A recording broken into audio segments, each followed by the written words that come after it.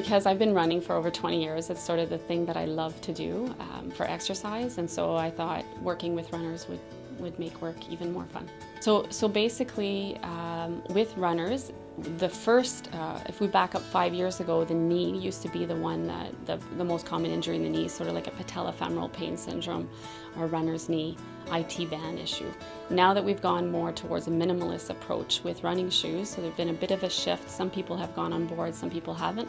But regardless, I find that the calf, the Achilles, and the ankle seems to be a bigger priority right now, so a lot of those types of injuries. A serious runner is the one that's going to put in a lot of mileage. So there's a lot of repetition with the more mileage that you put in, and every person has a different breaking point. And so when you are a serious runner, you are always treading really close to that breaking point. And so coming in, as soon as something starts to bother you, to start working on that before it becomes a really big problem, that's key. I really like it when I do have some people who come in for prevention, and I love that because it's a great opportunity to see if there's any missing links right away.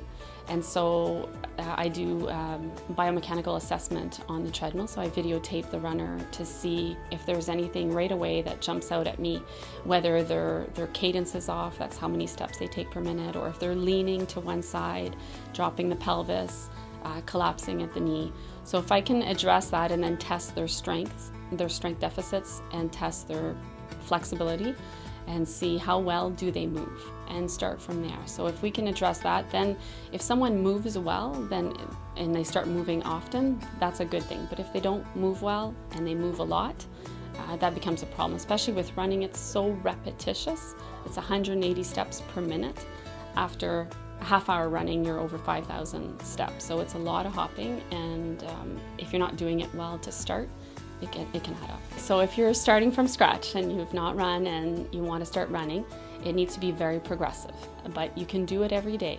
I ask for a 4-day minimum, go outside every day, 4 to 6 days a week. Start off by 1 minute at a time. You can progress to 5 minutes in your first week, and then 10 minutes the following week, and go slowly like that.